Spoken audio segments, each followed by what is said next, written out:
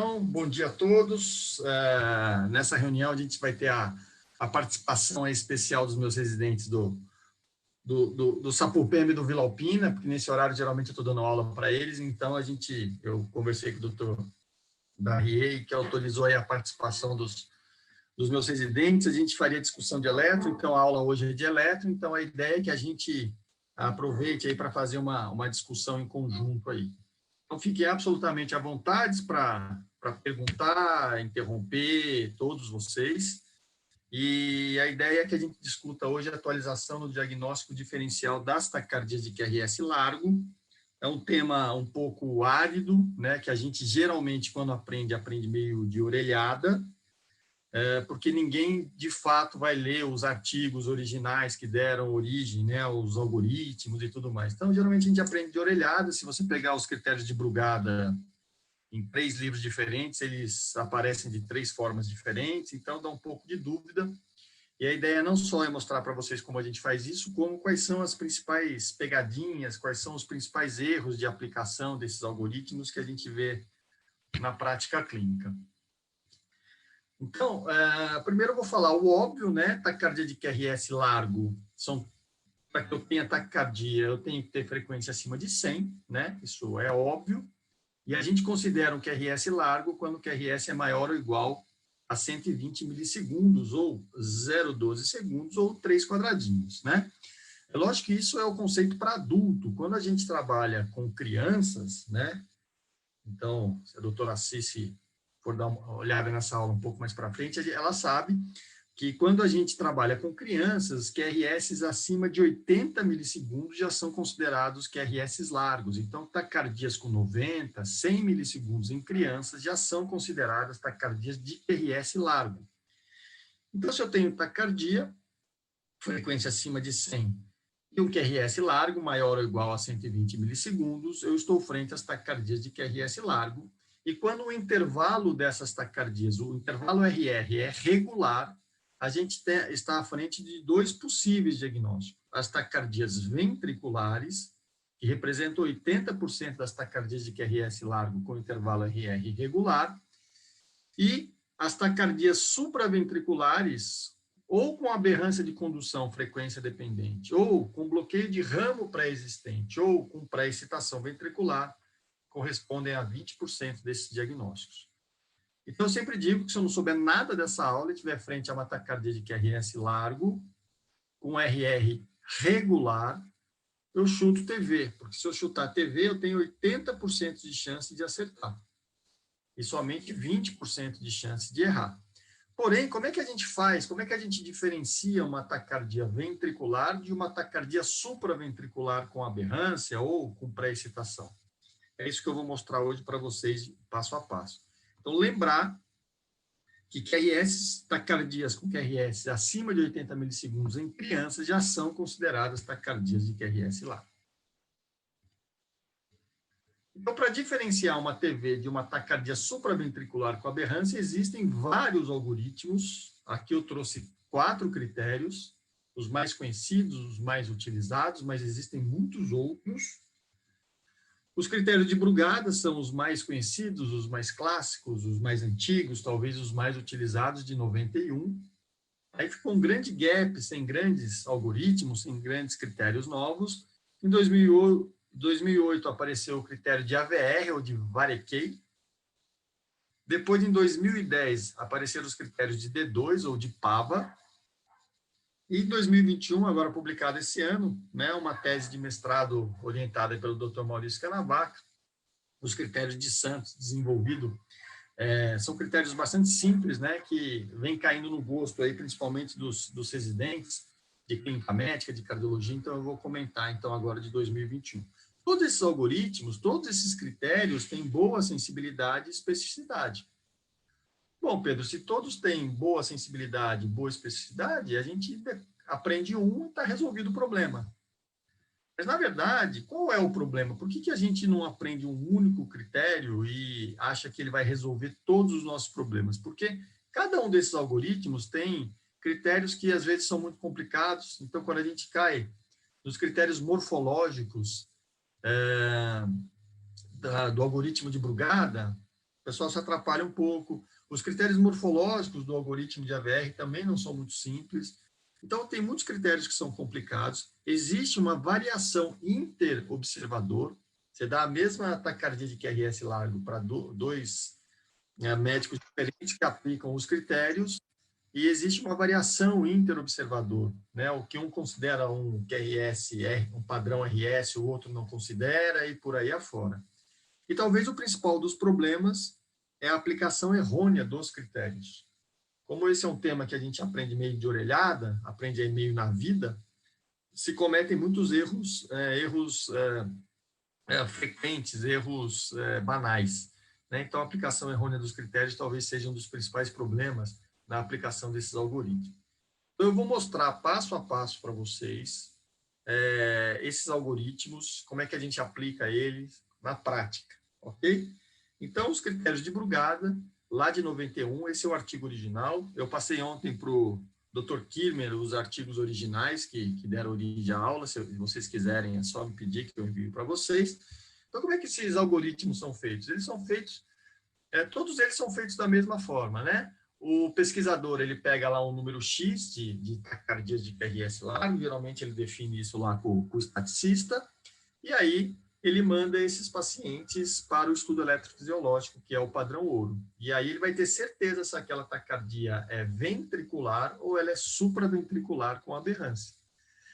Os pesquisadores que estão analisando os eletros, eles não sabem esse resultado do estudo eletrofisiológico, e aí eles aplicam os critérios propostos pelo autor. E aí eles vão comparar o que foi aplicado com o padrão ouro, que é o estudo eletrofisiológico, e daí você tem a sensibilidade, a especificidade, valor preditivo positivo, valor preditivo negativo e por aí afora. Então, os critérios de Brugada foram feitos da seguinte forma: foram analisadas 554 taquicardias de QRS largo, das quais 384 eram taquicardias ventriculares, e 170 eram taquicardias supraventriculares com aberrância. Notem, não tinha taquicardia pré-excitada nesse pool de arritmias. Portanto, aplicar os critérios de Brugada para taquicardias pré-excitadas está incorreto. E os autores viram que houve uma sensibilidade para diagnóstico de TV de 98,7% e uma especificidade para TV de 96,5%. Então, os critérios de Brugada são perguntas sequenciais que o médico deve fazer, e toda vez que o médico responde sim a essa pergunta, ele faz diagnóstico de taquicardia ventricular. Toda vez que ele responde não, ele vai para o próximo critério. Então, a primeira pergunta que o médico faz é ausência de complexo RS nas derivações precordiais. Só um instantinho, pessoal. Filha, sua aula vai começar. A aula da filha vai começar também, não sabe? Então, a gente tem que estar com o olho no peixe, um olho na filha. Então, toda vez que eu respondo sim para essas perguntas, eu faço diagnóstico de TV. Toda vez que eu responder não, eu tenho que ir para o próximo critério. Então, a primeira pergunta é ausência de complexo RS nas derivações precordiais. Então, os critérios de Brugada a gente aplica de V1 a V6. A gente utiliza vendo o precórdio. Então, eu vou olhar para o precórdio e vou avaliar se tem o padrão RS. Se não houver padrão RS de V1 a V6, eu faço diagnóstico de TV. Aí, o primeiro passo aqui, pessoal, e um erro frequente que eu vejo, é a gente definir o que é o padrão RS. Então, tudo que está aqui, ó, à direita da tela, a gente considera padrão RS. Então, se eu tiver qualquer um desses padrões de V1 a V6, em qualquer uma dessas derivações, eu considero ter o padrão RS e, portanto, eu tenho que ir para a próxima pergunta. Erros frequentes. O médico fala, Pedro, olha, aqui eu tenho o padrão RS, ó, e ele me aponta esse padrão aqui. Ele fala, olha, aqui, ó, RS. Mas, na verdade, esse RS, R'. Aqui, ó, ele fala, ó, Pedro, eu tenho o padrão RS, ó. Aqui eu tenho um Qzinho, aí eu tenho uma onda R aqui e uma onda S aqui. Na verdade, isso não é padrão RS. Isso aqui é um padrão QRS. Esse aqui é um padrão RS-R'. Então, não basta ter RS. Para a gente considerar que aquele QRS é padrão RS, ele tem que ter somente R e somente S. Então, tudo isso aqui a gente considera como padrão RS. Esses padrões aqui não são RS. Então, eu posso ter um Rão grande com Szinho pequeno, não tem problema. RS, aqui RS, e por aí afora. Eu posso ter um entalhe na onda S, não tem problema. Isso continua sendo o padrão RS. Se eu tiver um entalhezinho, eu tenho o padrão RS, olha só, não tem problema, isso aqui é padrão RS. Então, exemplo clássico, olhem aqui. Então, eu estou olhando para o precórdio, de V1 a V6, notem, onda R pura, R pura, R pura, R pura, R pura e R pura. Portanto, eu não tenho padrão RS aqui. Ausência de complexo RS nas precordiais era a pergunta. Respondi sim, eu não tenho padrão RS aqui. Eu tenho ondas R's puras, de V1 a V6. Então, eu faço o diagnóstico de uma taquicardia de QRS largo, o intervalo RR irregular, que é uma taquicardia ventricular. Um outro exemplo, notem que de V1 a V6 eu não tenho padrão RS. Aqui eu tenho padrão QS, QS, QS, QS, QS, e aqui eu tenho um QR. De novo, eu não tenho padrão RS de V1 a V6, portanto, faço diagnóstico de taquicardia ventricular. Então, a ausência de complexo RS nas derivações precordiais me dá o diagnóstico de taquicardia ventricular quando eu estou frente a uma taquicardia de QRS largo, com intervalo RR regular. Se eu der o azar de ter o padrão RS, ou seja, de ter qualquer uma desses padrões, eu tenho que, infelizmente, ir para a próxima pergunta. Quer dizer, eu não consegui resolver o meu problema na primeira pergunta. Bom, se eu tenho o padrão RS, a próxima pergunta é, do início da onda R ao nadir, nadir é a porção mais inferior da onda S de sapo, eu tenho mais que 100 milissegundos? Ou seja, mais que 2 quadradinhos e meio. O que é essa duração que a gente vai medir, pessoal? É essa duração que eu estou mostrando com o cursor aqui, ó. Essa duração. Então, do início da onda R até a porção mais inferior da onda S, essa duração tem mais que 100 milissegundos? Essa duração tem mais que 100 milissegundos? Se eu tiver entalhe na onda S, eu vou no entalhe que é mais negativo, não é o nadir da onda S, a porção mais inferior. Então, notem, se eu tiver esse padrão de QRS, eu vou até esse segundo pico aqui, ó. Se eu tiver este padrão de QRS, eu vou até esse primeiro pico aqui, porque é ele que é mais inferior. Então, isso é um outro erro que a gente vê de forma frequente, é até onde eu devo medir. O que é o tal do nadir da onda S. Então, aqui eu estou mostrando para vocês. Se essa distância for maior que 100 milissegundos, isso denota uma ativação lenta do ventrículo. Portanto, não estou utilizando o sistema de condução habitual. Portanto, isso denota uma origem ventricular da taquicardia. Pelos critérios de Brugada, 52% dos pacientes, com essa pergunta, a gente já fazia diagnóstico de TV. Com aquela primeira pergunta, em 26% dos pacientes, a gente já conseguia fazer diagnóstico de TV, e com essa segunda pergunta, 52% dos pacientes já tinham diagnóstico de TV. Então, vou mostrar isso para vocês na prática, pessoal. Então, aqui eu tenho uma taquicardia de QRS largo, intervalo RR regular. Se eu estou aplicando o critério de Brugada, eu vou olhar de V1 para V6. Aqui eu peguei V5 e ampliei, ó. Tá? Peguei o QRS de V5 e ampliei ele aqui. Então, tem o padrão RS? Tem, olha, Pedro, onda R aqui, onda S de sapo aqui. Então, tem o padrão RS. Se fosse ausência de RS, eu já na primeira pergunta tinha resolvido a minha história, taquicardia ventricular. Mas eu tenho o padrão RS. Então, a segunda pergunta é, do início da onda R até o nadir da onda S, eu tenho mais que 100 milissegundos? Aqui, no caso, eu tenho 120 milissegundos. Ativação inicial lenta do QRS. Isso sugere taquicardia ventricular. Então, na segunda pergunta, eu já fiz diagnóstico de TV. Se eu não tiver do início do R até o nadir da onda S mais que 100 milissegundos, ou seja, eu respondi não para a pergunta, eu vou para o próximo critério, que é o de dissociação atrioventricular. Se eu tiver dissociação atrioventricular, eu faço diagnóstico de TV. Nos critérios de Brugada, no artigo original de 91, e 21% dos eletros analisados tinham dissociação atrioventricular. Se eu não tiver dissociação atrioventricular, eu vou para a próxima pergunta, eu vou para os próximos critérios. Então, a dissociação atrioventricular é a desconexão entre as ondas P, que podem estar presentes nas taquicardias ventriculares, e os QRS. Um outro erro comum que a gente vê aqui, às vezes o médico ele identifica uma onda P durante uma taquicardia de QRS largo e fala, olha, está dissociado aqui, ó, tem uma onda P. Veja, o fato de você encontrar uma onda P numa taquicardia de QRS largo não denota que ela esteja dissociada. Para que ela esteja dissociada, a onda P ela tem que não guardar relação com o QRS da taquicardia. Então, notem aqui, isso aqui é um exemplo de livro.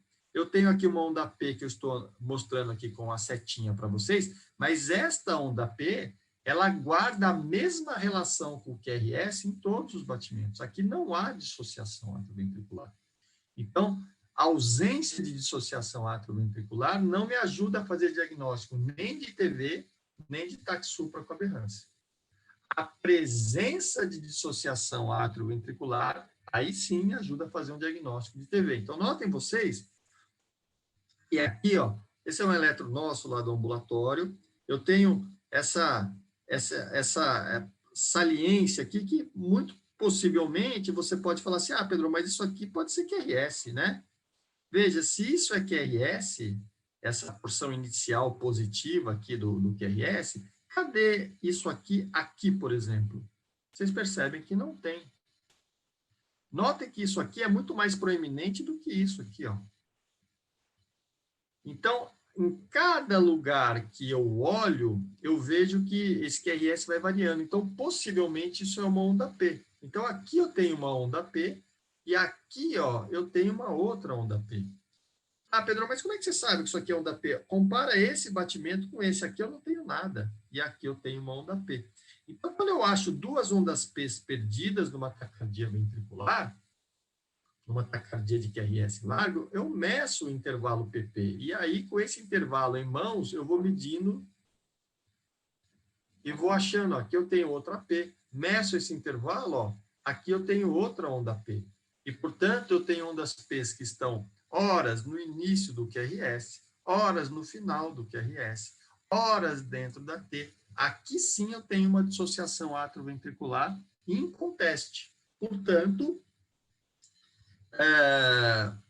está feito o diagnóstico de taquicardia ventricular, ok? Vou mostrar um outro exemplo, esse é um eletro nosso lá do ambulatório também. Lembrar que a dissociação atrioventricular é o único critério de Brugada que eu posso procurá-lo em qualquer derivação do eletro. Os demais critérios sempre de V1 a V6. Então, vou ampliar aqui para vocês D2. Notem aqui, pessoal, eu tenho uma onda P perdida aqui, tem uma outra onda P perdida aqui.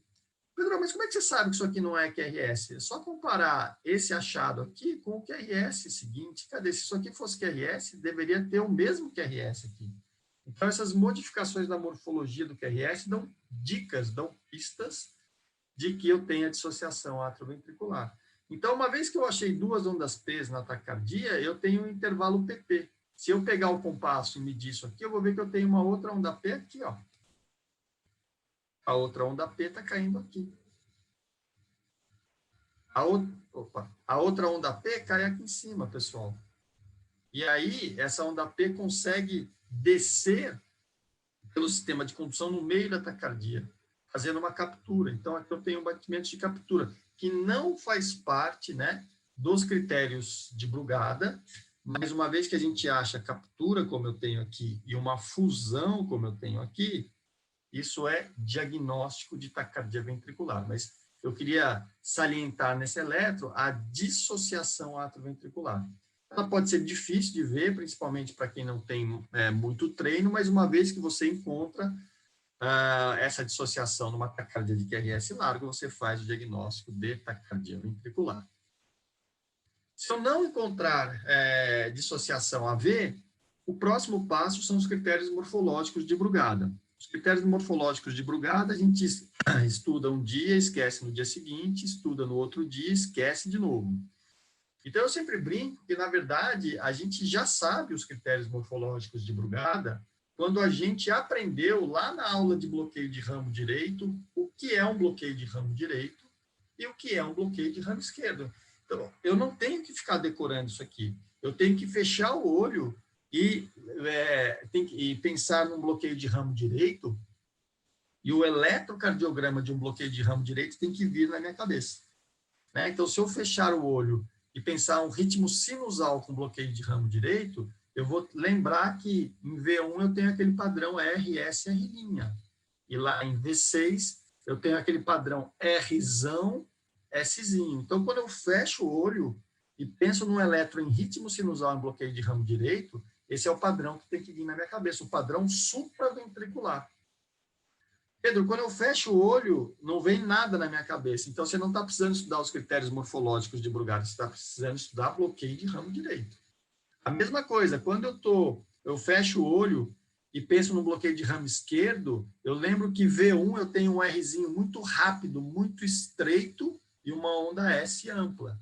E lá em V6 eu tenho uma onda R pura. Então, quando eu fecho o olho, esse é o padrão de bloqueio de ramo esquerdo supraventricular de um paciente em ritmo sinusal, esquece taquicardia.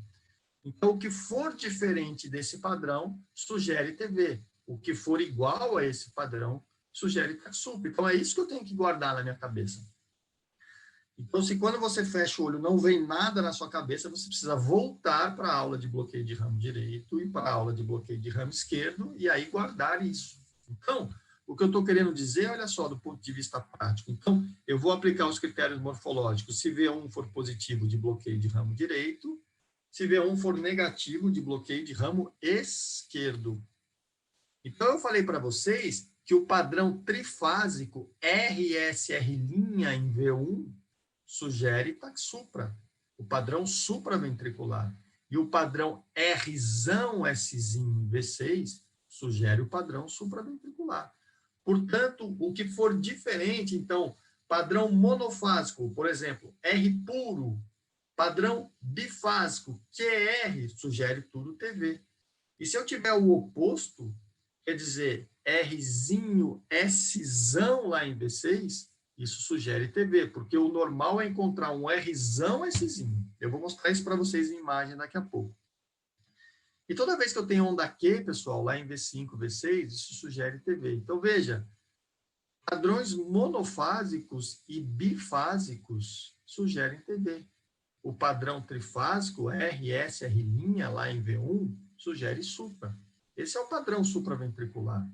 Quando eu vou lá para V6, o Rzão Szinho, que é o R maior que S, ou seja, essa relação maior que 1, sugere taxupra. O padrão trifásico, taxupra. Os padrões monofásicos, TV.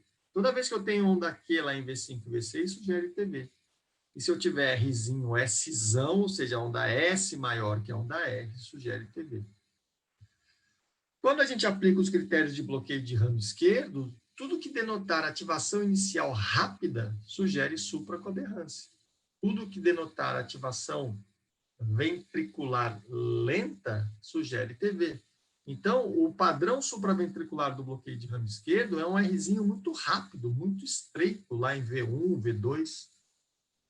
Então, se eu tiver uma onda R mais empastada, mais lenta, mais duradoura, maior que 30 milissegundos, sugere TV. Do início do R ao nadir do S maior que 60 milissegundos, sugere TV. Se eu tiver entalhe na porção descendente do QRS, tudo isso aqui é ativação inicial lenta, sugere TV. Notem vocês que os critérios de Brugada, quando a gente aplica para bloqueio de ramo esquerdo, eu posso aplicá-los em V1 e ou V2. Tá?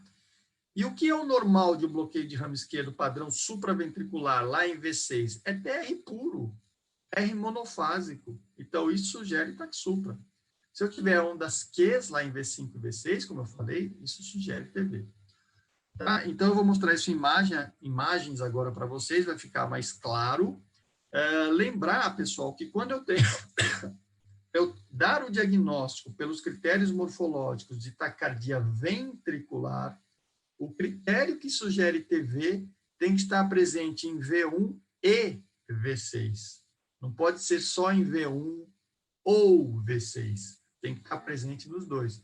Então, se eu tiver um critério que sugere TV em V1, mas tiver um critério que sugere taquissupra em V6, o diagnóstico dessa taquicardia é supraventricular com aberrância. Então, o que eu acabei de falar em palavras, vou mostrar em imagens. Se eu tenho V1 positivo, eu vou aplicar os critérios de bloqueio de ramo direito. Se eu tiver padrão monofásico, R puro, sugere TV. Se eu tiver padrão bifásico, por exemplo, QR bifásico, sugere TV. Quando eu olho para V6, R puro sugere TV, padrão monofásico. Se eu tiver Rzinho Szão, sugere TV, porque o padrão supraventricular é o oposto. E toda vez que eu tenho ondas Qs lá em V5, V6, sugere TV. Então, o que sugere taquissupra com aberrância? O padrão trifásico, RSR'. O padrão trifásico, RSR', sugere taquissupra com aberrância. E se eu tenho Rzão Szinho, supraventricular. Se eu tenho Rzinho Szão, padrão ventricular. Tá? Então, quando eu fecho o olho num paciente em ritmo sinusal e penso no bloqueio de ramo direito, o padrão supraventricular, o que tem que vir na minha cabeça é o padrão trifásico lá em V1 e o Rzão Szinho em V6. Se mantiver isso durante a taquicardia, sugere supra com aberrância. Se for diferente disso durante a taquicardia, sugere origem ventricular. Quando eu olho para o bloqueio de ramo esquerdo, V1 é predominantemente negativo, os critérios morfológicos que eu vou aplicar são os de bloqueio de ramo esquerdo. Toda vez que eu tiver ativação inicial lenta, sugere TV. Então, uma ondinha R maior que 30 milissegundos sugere TV. Do início do R ao nadir da onda S maior que 60 milissegundos, sugere TV. Entalhe na porção descendente do QRS, sugere TV. Se eu tiver ondas Qs lá em V5, V6, sugere TV. E onda R pura, esse é o padrão supraventricular do bloqueio de ramo esquerdo. Então, se eu fechar o olho e pensar no bloqueio de ramo esquerdo em ritmo sinusal, eu tenho que ter onda R pura em V6. Então, aqui sugere o padrão supraventricular, então taquissupra com aberrância. Alguma dúvida, pessoal? Alguém querendo perguntar alguma coisa aí? Fiquem à vontade.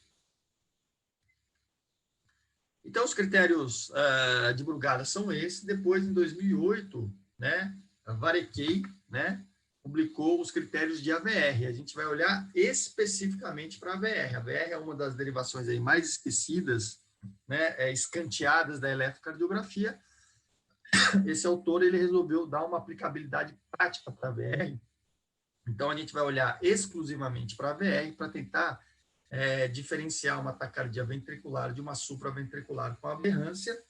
O autor ele analisou 483 taquicardias de QRS largo, das quais 351 eram taquicardias ventriculares e 112 eram taquicardias supraventriculares com aberrância. Notem vocês que haviam neste pool de taquicardias 38 TVs idiopáticas, tá? Então, aplicar os critérios de AVR para as TVs idiopáticas é possível, a gente pode utilizar. E existiam também nesse pool de taquicardias 20 taquicardias pré-excitadas. Então, aplicar os critérios de AVR para as taquicardias pré-excitadas também é possível, porque existiam taquicardias pré-excitadas nesse algoritmo, nas taquicardias que originaram esse algoritmo. Então, muitas vezes, a gente aplica critérios de Brugada, né, para taquicardias pré-excitadas, a rigor não está correto, porque lá não tinham taquicardias pré-excitadas, aqui temos, tá? Então, haviam 20 taquicardias pré-excitadas, então, ele é um algoritmo aplicável para esse tipo de taquicardia. E existiam também taquicardias idiopáticas. Esse novo algoritmo tem um valor preditivo negativo, acurácia e sensibilidade para diagnóstico de TV, que são maiores que os critérios de Brugada. Lógico, cada autor, quando publica o seu novo algoritmo, ele vai destacar aquilo que aquele algoritmo foi melhor em relação aos algoritmos anteriores. E aquilo que ele foi pior, ele deixa escondidinho lá na parte da discussão e das limitações do seu estudo. Mesma coisa, padrão ouro, estudo eletrofisiológico, as pessoas que analisam o eletro, elas não sabem se aquilo é ventricular ou supra, aplicam os critérios propostos pelo autor, e aí você vai comparar os seus resultados com o padrão ouro, que é o estudo eletrofisiológico.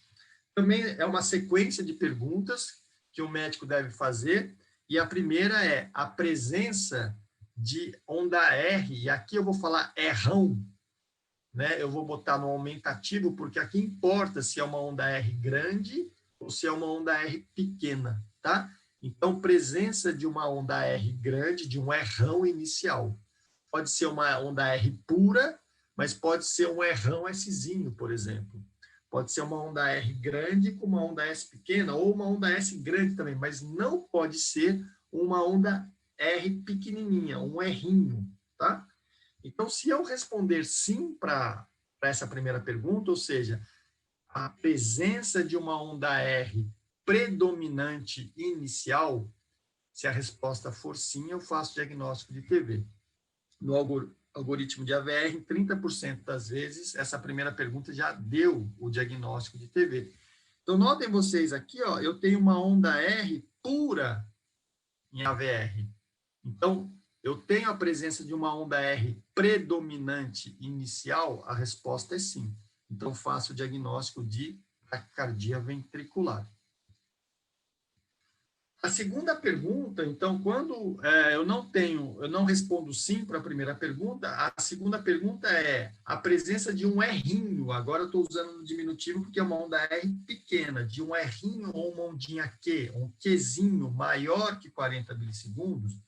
Então, se eu tiver uma onda R ou uma onda Q maior que 40 milissegundos, isso novamente denota o quê? Uma ativação inicial lenta do QRS, o que denota uma origem ventricular.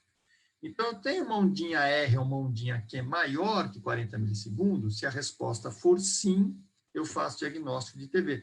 Olha nesse exemplo aqui, pessoal, eu tenho uma ondinha R que tem uma duração aqui de 60 milissegundos. Portanto, uma ondinha R maior que 40 milissegundos. Essa segunda pergunta me ajudou a fazer diagnóstico de TV no trabalho original em 15% dos traçados. E a próxima pergunta, se existe um entalhe na porção descendente de um QRS predominantemente negativo lá em ABR.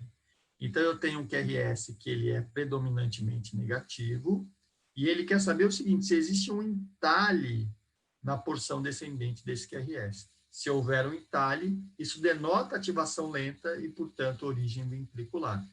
Esse terceiro critério me ajudou no diagnóstico em 7% dos casos. Ok? Então, resumindo esses três critérios de AVR, notem, isso aqui não é um eletro de 12 derivações, esse aqui é um eletro com AVR, AVL, AVF, AVR, AVL, AVF, AVR, AVL, AVF. Então, onda R predominante inicial faz diagnóstico de TV. Rzinho ou Qzinho maior que 40 milissegundos faz diagnóstico de TV.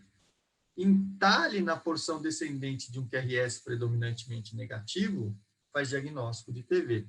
Aqui o autor dá uma dica boa para a gente. Muitas vezes, o médico fica na dúvida aonde começa e aonde termina o QRS.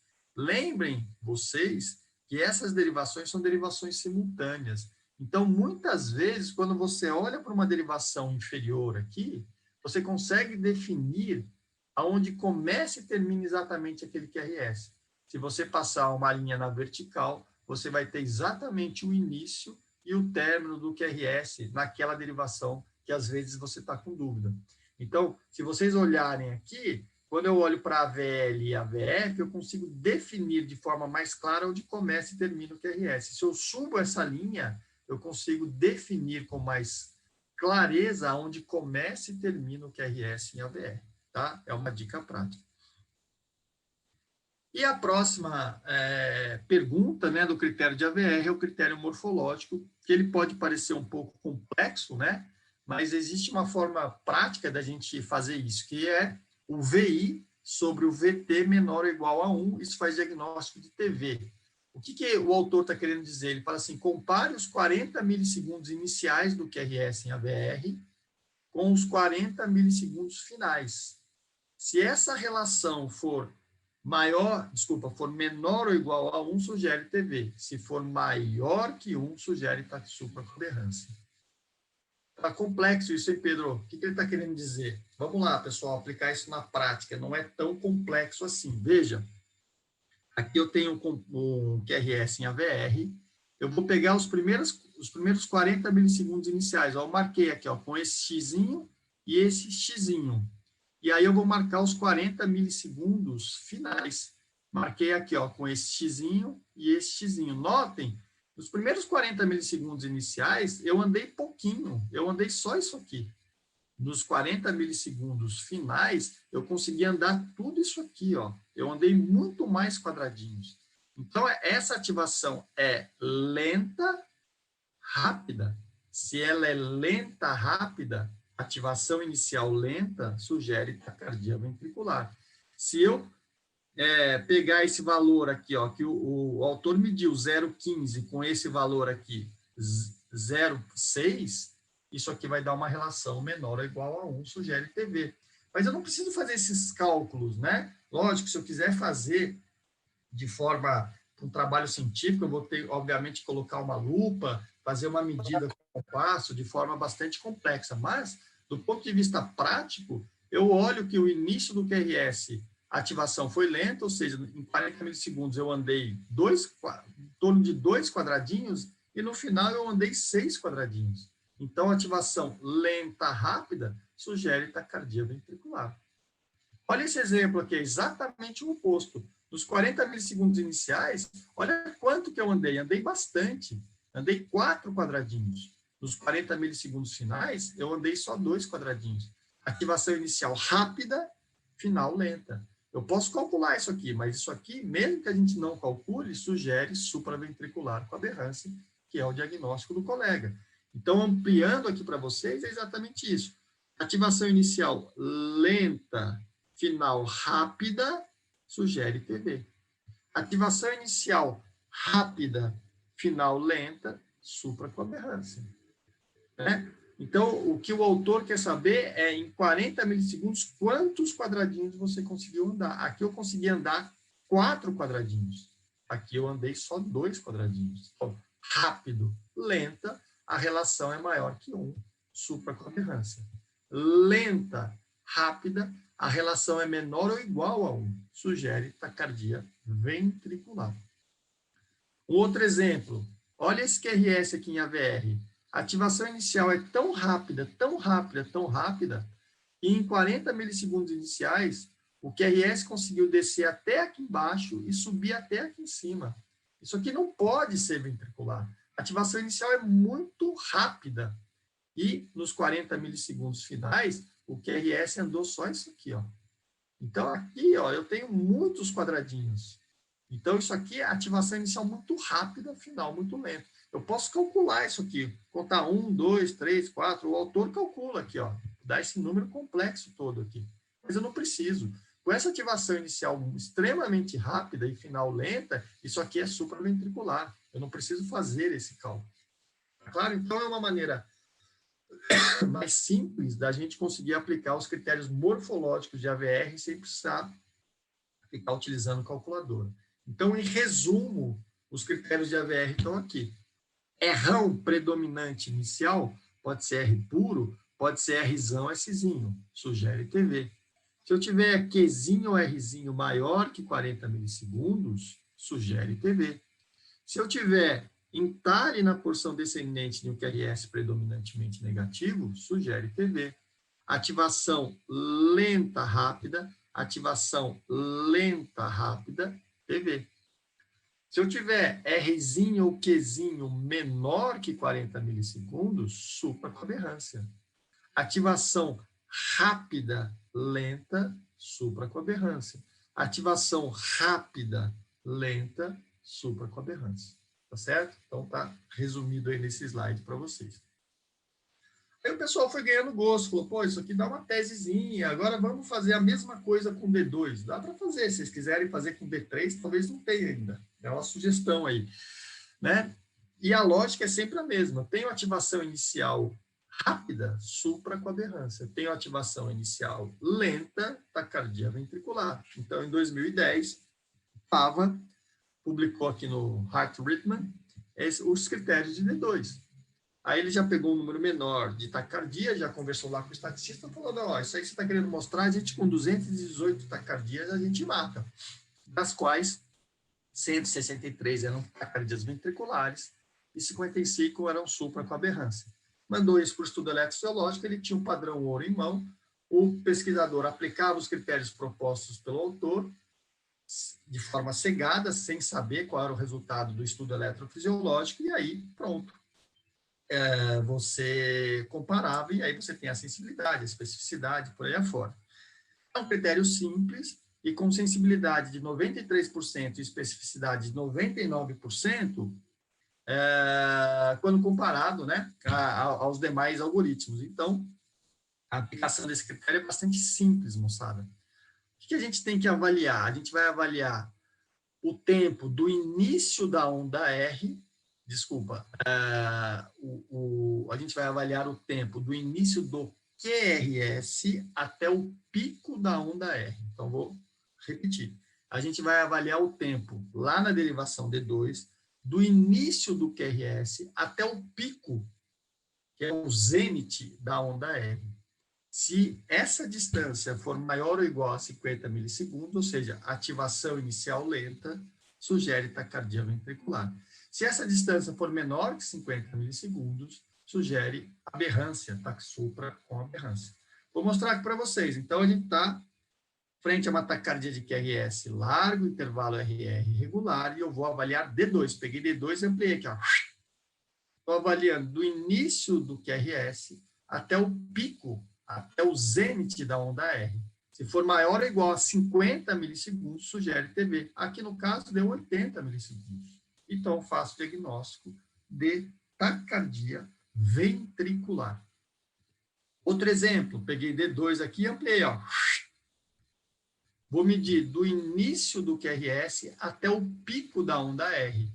Nesse exemplo, deu 30 milissegundos, ou seja, menor que 50. Portanto, sugere supra com aberrância.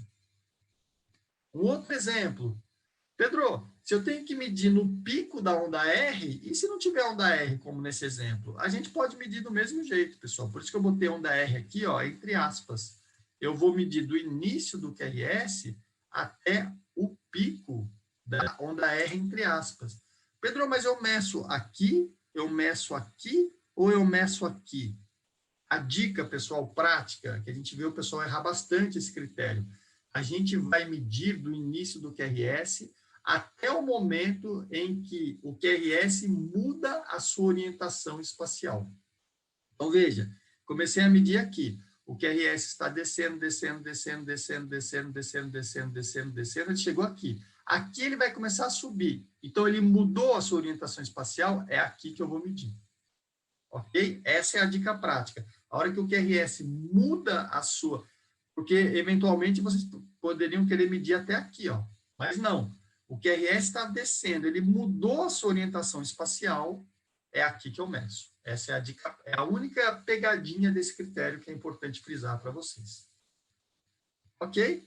E aí, por último, pessoal, o critério de Santos, agora publicado em 2021, né, a gente dá um destaque para esse critério, feito como orientador aí pelo Dr. Maurício, e um critério de fácil aplicação, né?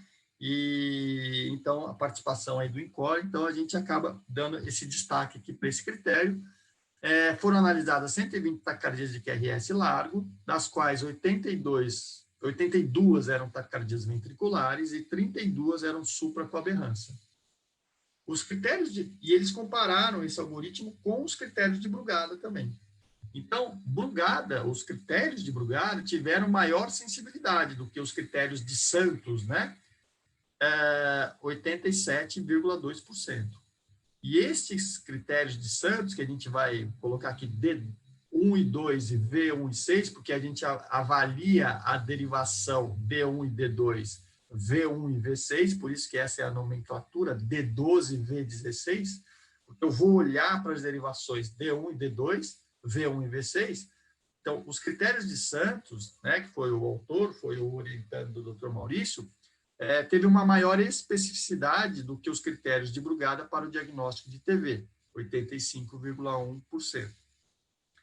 Qual que é a coisa nova, o interessante desse critério? É que entre os avaliadores experientes, a acurácia do critério de Brugada foi melhor.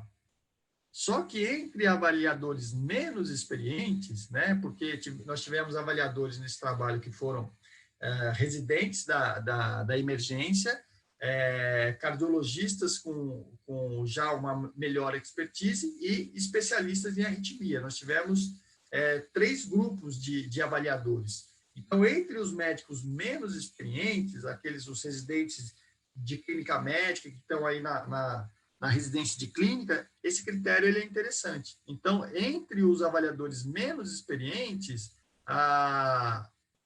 os critérios de Santos foram interessantes. Então, entre os avaliadores experientes, a acurácia foi maior com Brugada em relação aos critérios de Santos, mas foi similar entre os avaliadores menos experientes, porque a gente sabe que precisa de um pouco mais de experiência para aplicar os critérios de Brugada de forma correta. Como é que é esse critério, pessoal? A gente aplica em etapas. Então, a gente vai olhar sempre para D1, D2, V1 e V6. Se o QRS tiver polaridade negativa nessas 4 derivações, está feito o diagnóstico de TV, com sensibilidade e especificidade próximo de 100%. Mas se eu não tiver as 4 derivações com polaridade negativa, eu vou para a segunda etapa. Aí eu vou avaliar se existe pelo menos 3 dessas, D1, D2, V1 e V6, se pelo menos 3 dessas 4 derivações o QRS tem polaridade negativa. Se a resposta for sim, eu faço diagnóstico de TV, com essa sensibilidade de 28% e uma especificidade de 97,4%. Se não houver pelo menos 3 derivações dessas com polaridade negativa, eu vou para a última etapa, a terceira etapa. Eu tenho que avaliar se tem pelo menos 2, nas quais dessas 2, pelo menos uma delas tem que ser D1 ou V6. Se isso ocorrer, eu faço diagnóstico de TV com uma sensibilidade de 68,7% e uma especificidade de 85,1%. Vou mostrar isso na prática para vocês. Então, para aplicar os critérios de Santos, eu olho para D1, D2, V1 e V6. QRS negativo em D1, negativo em D2, V1 e V6, ou seja, eu tenho QRS negativo nas 4 derivações, está feito o diagnóstico de taquicardia ventricular. Qual é a dificuldade aqui? Pessoas menos experientes podem bater o olho aqui e falar, Pedro, esse QRS é negativo ou positivo? Isso pode dar dúvida, moçada. Dica prática, compare o ângulo do QRS. Esse ângulo menor do que este ângulo está para baixo, isso é um QRS negativo. Compare esse QRS com os QRS das derivações simultâneas. Isso nos ajuda a definir se o QRS é positivo ou negativo. Então, aqui, pela primeira etapa dos critérios de Santos, diagnóstico de TV. Aqui, olha só, eu tenho um QRS com polaridade negativa em 3 daquelas 4 derivações, D1, D2 e V6. V1, que era a 4ª, ele é positivo, mas não tem problema, não preciso ter as 4 negativas, eu posso ter só 3, como aqui. Então, diagnóstico de taquicardia ventricular. E a terceira etapa, daquelas 4 derivações, D1, D2, V1 e V6, eu posso ter só 2 negativas, sendo que, obrigatoriamente, elas têm que ser D1 ou V6, ó, como eu mostro aqui, ó, D1 ou V6. Aqui eu tive a sorte de D1 e V6 serem negativas. Esses elétrons são elétrons originais da tese de mestrado aí do Dr. Santos. Certo? Então, eu tenho QRS negativo em D1 e QRS negativo em V6, está feito o diagnóstico de taquicardia ventricular. Então, a facilidade desse algoritmo é que a gente trabalha só com a polaridade do QRS. Eu vou olhar para o QRS e vou ver se ele é positivo ou ele é negativo. Somente isso. Então, ele é mais simples. Agora, para terminar, pessoal, a gente mais 5 minutinhos termina, eu vou falar, a gente discutiu, então, as taquicardias de QRS largo com RR regular, o que é os algoritmos que a gente utiliza para definir TV e aquilo que é supra com aberrância. Dentre as taquicardias de QRS largo, um grupo delas são supraventriculares, mas são pré-excitadas, por isso que tem QRS largo. O que a gente vê na prática não são tão frequentes, mas a gente vê na prática, a gente pega ali 1, 2 por ano lá no ambulatório, são eletros, né, de fibrilação atrial pré-excitada. Então, esse é um eletro de fibrilação atrial pré-excitada. As dicas para fazer esse diagnóstico, existem algumas dicas. Então, eu tenho uma taquicardia de QRS largo, um intervalo RR irregular. Então, aqui caberiam algumas possibilidades de diagnóstico, por exemplo, uma FA com bloqueio de ramo, uma FA com bloqueio de ramo direito, visto que V1 é positivo, seria uma possibilidade, uma taquicardia ventricular polimórfica seria uma possibilidade, e uma FA pré-excitada seria outra possibilidade. O que não é uma taquicardia ventricular polimórfica? Notem, a gente não tem aquela torção das pontas clássicas de uma TB polimórfica. Então, a gente exclui.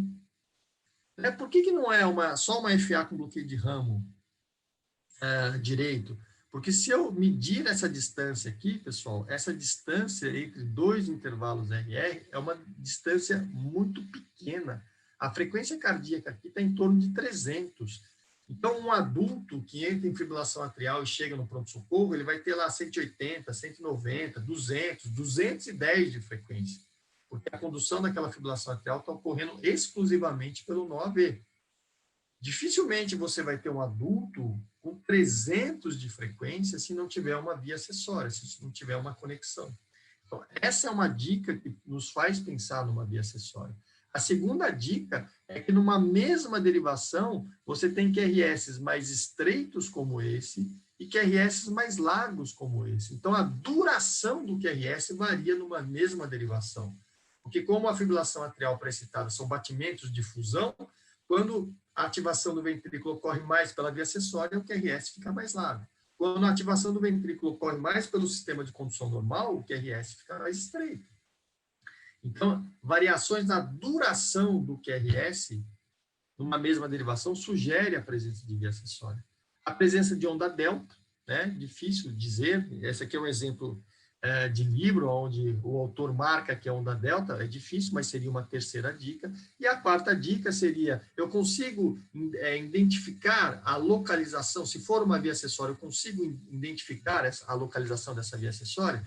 Então, aqui seria uma via esquerda, negativa na parede inferior, uma via póstero-septal esquerda. Então, eu consigo. Então, são essas 4 dicas. Eu consigo identificar uma via, eu eventualmente vejo onda delta, eu consigo perceber que o QRS tem durações diferentes numa mesma derivação e frequências muito altas, mostrando o período refratário anterógrado daquela via acessória. Então, aqui uma FA pré-excitada. Aqui eu tenho uma taquicardia de QRS largo com intervalo RR regular.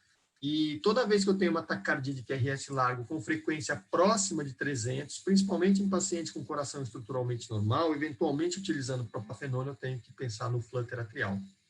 A dica aqui é um flutter 1:1. E notem vocês que se eu aplicar os critérios que a gente acabou de discutir, eles não infrequentemente sugerem TV. Olha lá, R puro em AVR sugere TV. A ausência de padrão RS no precórdio sugere TV. Olha como a ativação aqui em D2 ela é mais lenta. Se a gente for medir certinho, é possível que dê maior ou igual a 50 milissegundos. Então, quando a gente aplica os critérios, vai sugerir TV. Qual é a dica para fazer um diagnóstico de flutter atrial pré-excitado? A dica é uma taquicardia de QRS largo e com frequência em torno de 300 batimentos por minuto. E para finalizar, pessoal, eu vou falar de uma taquicardia que é a taquicardia de Mahain, tá? Os últimos 2 slides da aula, que fazem, né, as fibras de Mahain originam uma taquicardia de QRS largo, que tem origem supraventricular. É uma taquicardia que desce pela via acessória e sobe pelo NOAV. Então, é uma taquicardia antidrômica. Então, daqueles 20% de taquicardias supraventriculares de QRS largo, algumas delas eram pacientes que tinham aberrância, porque já tem um bloqueio de ramo esquerdo. Então, eu sou um chagásico, tenho um bloqueio de ramo direito. Então, qualquer taquicardia supraventricular que eu fizer, a minha taquicardia vai ser QRS largo. O segundo tipo é aquele paciente que faz aberrância frequência dependente. Eu tenho QRS estreito, mas eu entro na esteira, começo a correr, a minha frequência sobe muito, começo a pegar lá meu ramo direito no período refratário e eu faço uma taquicardia supraventricular com aberrância frequência dependente. E o terceiro tipo eram as taquicardias de QRS largo, porque utilizam uma via acessória. Acabei de mostrar para vocês FA pré-excitada, mostrei para vocês um flutter pré-excitado, e preciso falar então agora das taquicardias de Mahain, que são taquicardias antidrômicas, que descem pela via acessória e sobem pelo NOAV. Interessante dessas taquicardias, pessoal, que as taquicardias previamente atribuídas às vias acessórias nodoventriculares e nodofasciculares, quando a gente vai estudar a origem das fibras de Mahain, a descrição, as primeiras taquicardias que descreveram como taquicardias de Mahain, elas foram atribuídas às vias nodoventriculares e nodofasciculares, e a gente sabe que hoje não. Essas taquicardias que foram descritas lá no passado são decorrentes das fibras atrioventriculares e atrofasciculares com condução decremental. Então, olha que interessante, todas essas vias aqui são as fibras de Mahain. Nós temos as vias atrioventriculares, aqui em vermelho, nós temos as vias atriofasciculares, que conectam o átrio com o ramo direito, nós temos as vias fascículo-ventriculares, essas não causam arritmia, aqui em amarelo, e nós temos as vias nodoventriculares em verde e nodofasciculares em azul. Então, esse conjunto de 5 tipos de fibras diferentes são as fibras de Mahain. No primeiro momento, achou-se que as taquicardias que estavam relacionadas a essas fibras vinham dessas 2 vias aqui, ó, as nodofasciculares e as nodoventriculares. A primeira fibra que se descreveu aqui foram as fascículos ventriculares, que são as que não causam arritmia. E só depois que a gente entendeu que a maioria das taquicardias que nós chamamos de Mahain, elas vêm desses 2 tipos de fibras aqui. Então, 80% das vias acessórias atípicas são as atrioventriculares e as atriofasciculares. Então, por que a gente chama ela de vias acessórias atípicas? Para diferenciá-las das vias acessórias clássicas, que são as vias acessórias, né, o feixe de Kent, né, da síndrome de Wolff-Parkinson-White, onde a gente tem uma condução tudo ou nada. Aqui, não. Essas vias acessórias, elas têm condução anterógrada exclusiva e elas têm decremento. Então, essas são as características eletrofisiológicas. Condução unidirecional, elas só conduzem o estímulo do átrio para o ventrículo, então elas fazem exclusivamente condução anterógrada, elas têm um tempo de condução longo e uma condução decremental, como se fossem um NOAV acessório. Então, elas funcionam como um NOAV acessório, pois tem condução decremental. E a gente sabe que a esmagadora maioria das taquicardias de Mahain que nós vemos hoje estão relacionadas quase que exclusivamente às vias atrioventriculares, aqui em vermelho, e às atriofasciculares. Pedro, quando é que a gente deve suspeitar, né, de uma taquicardia de Mahain, que é uma taquicardia antidrômica? Quando eu estou frente a uma taquicardia de QRS largo, intervalo RR regular, e a hora que a gente aplica os critérios de Brugada, de ABR, elas, na maioria das vezes, ficam com origem supraventricular. E aqui são os critérios eletrocardiográficos que me fazem suspeitar de uma taquicardia de Mahain, uma taquicardia antidrômica. o eixo do QRS entre 0 e menos 75 graus. Então, notem, D1 positivo, AVF negativo e D2 negativo. Então, esse eixo está além de menos 30. O QRS é largo, mas tem uma duração menor ou igual a 150 milissegundos. Onda R pura em D1, Rzinho, Szão em V1, e uma transição do QRS no precórdio tardia.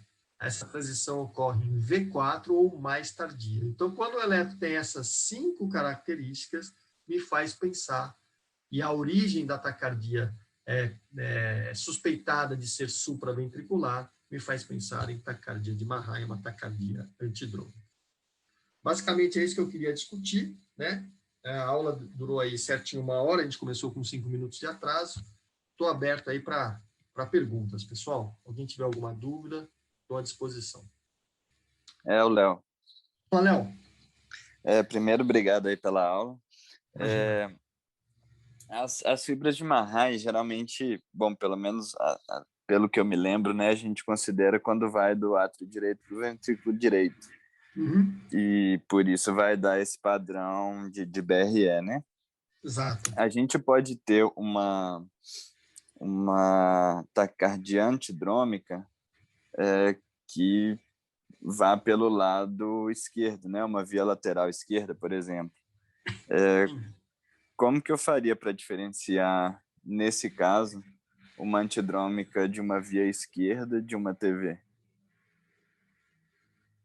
Na verdade, existem, Léo, algoritmos específicos para as taquicardias pré-excitadas, para taquicardias antidrômicas. Ninguém usa, né? No nosso próprio livro de eletro, lá do INCOR, do pessoal lá do Dr. Pastore, do Dr. Nelson, existe um algoritmo de taquicardias pré-excitadas lá. Confesso que eu não sei de cabeça, porque a gente, do ponto de vista prático, não usa, né? Então, existem algoritmos específicos para fazer esse diagnóstico.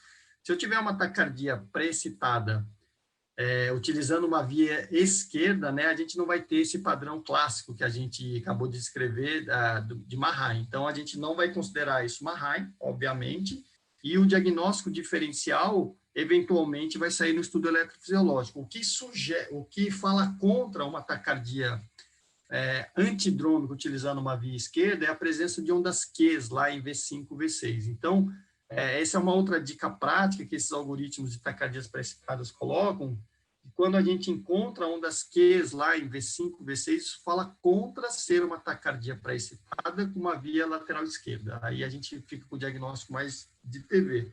Mas notem, o eletro bem visto nos ajuda a fazer diagnóstico da esmagadora maioria dos eletros, mas eu acho que a gente tem que ter a tranquilidade de saber que o padrão ouro é o estudo eletrofisiológico. E essa tranquilidade eu aprendi quando eu estava no estágio da arritmia, que vocês estão hoje aí. Eu ia discutir casos com o Dr. Sousa, e eu entrava lá todo entusiasmado na sala dele. Professor, olha esse eletro aqui, com certeza é isso, não sei o quê, olha isso aqui. E ele olhava para mim do alto da sua experiência, né, com muito mais tranquilidade, e falava, pode ser que seja, mas pode ser que talvez não seja, né? Então, estudo eletrofisiológico, ele falava. Então, não adianta, tem eletros que, se você mostrar para 10 médicos experientes, dá problema e dá opiniões discordantes. Então, a gente tem que saber que um eletro bem visto nos ajuda na esmagadora maioria das vezes, mas, eventualmente, a gente vai precisar ir para o estudo eletrofisiológico.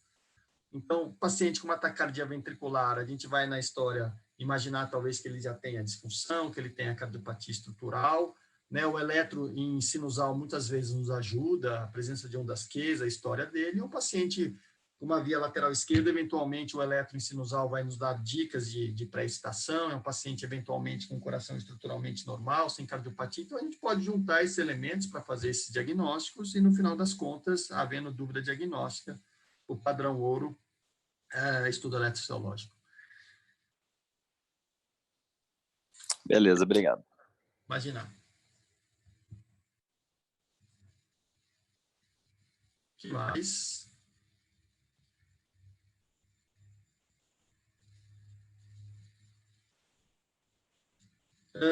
Bom, acho que... No chat teve uma outra pergunta aí, Pedro. Peraí, eu não vi. Cadê o chat? Alguém lê para mim, por favor, que eu não achei. se tem algum critério mais acurado ou dica para diferenciar a TV fascicular de uma TAC Supra? A Luciana perguntou.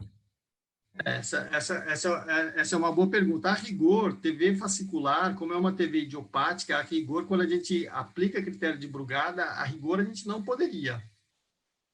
Né? Então, a gente não deveria aplicar critério de Brugada para TV fascicular, e a gente, na prática, acaba fazendo isso. Né? Então, como eu mostrei para vocês, os critérios de AVR tinham taquicardias idiopáticas lá, dentro do pool de traçados que levaram a gente que levaram os pesquisadores a produzir aquele algoritmo. Então, a rigor, a gente está autorizado a utilizar os critérios de AVR para fazer diagnóstico de TV fascicular e não está autorizado a utilizar os critérios de Brugada, embora a gente, na prática, faça isso. Mas não existe trabalhos, pelo menos até onde eu conheço, que analisem especificamente a aplicação desses critérios especificamente para TV fascicular, né? Então, de novo, TV fascicular tem aqueles critérios que a gente imagina, né? No grupo, a gente teve uma TV fascicular que foi bem interessante, porque o eletro original lá do pronto-socorro sugeria, mas depois que o paciente foi impregnado com aminodarona, o padrão eletrocardiográfico muda completamente, né? E aí o paciente acabou indo para estudo eletrofisiológico e fechou como TV fascicular. Então, acho que é o conjunto de informações, né? O padrão clássico, bloqueio de ramo direito, BDAS ou BDPI, um QRS largo, mas não tão largo assim, uma ativação inicial bastante rápida num paciente relativamente jovem, sem cardiopatia estrutural e que a arritmia responda a bloqueador de canal de cálcio ou verapamil, né? Então, acho que é o conjunto da obra e existem situações onde todos terão dúvidas e o estudo eletrofisiológico é que fecha. O que mais, pessoal? Mais alguma dúvida? Eu não consigo ver o chat aqui, eu uso pouco o Zoom, uso mais o Google Meet para dar aula, provavelmente estou meio perdido aqui. Se tiver alguma pergunta no chat e puderem ler para mim. Ah, tá aqui, ó. Não, era só essa. Só essa. Alguma questão a mais, pessoal? Bom, lembrando que a aula, então, tá gravada, a gente vai fazer o upload lá para o canal e a ideia foi mostrar uma abordagem bem prática, mostrando onde a gente vê os principais erros na aplicação dos algoritmos aí. É isso. Agora achei o chat aqui. Obrigado, Tamires, Luciana. Temos um critério molecular para identificar a TV fascicular de TAC supraventricular. A resposta é não, viu, Luciana? É isso.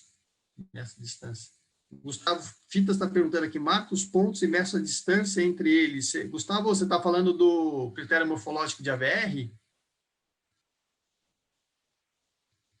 Se for, é isso mesmo. Você tem que pegar os 40 milissegundos iniciais e aí você tem que ver quanto que você andou de quadradinho. E aí, cada quadradinho você vai marcar 1. Andou 2 quadradinhos, você vai marcar 2. Andou 3 quadradinhos, você vai marcar 3. E vai ver isso no final e vai dividir o VI, que é quantos quadradinhos andou no início, e dividir pelo número de quadradinhos que andou no final dos 40 milissegundos finais. De ponto de vista prático, a gente não faz isso, né? A gente bate o olho e vê se a ativação é rápida, lenta, supra com aberrância. Lenta, rápida, taquicardia ventricular. Ok. Maravilha. Pessoal, vamos trabalhar então. Um beijo para vocês. Boa semana aí. Até logo.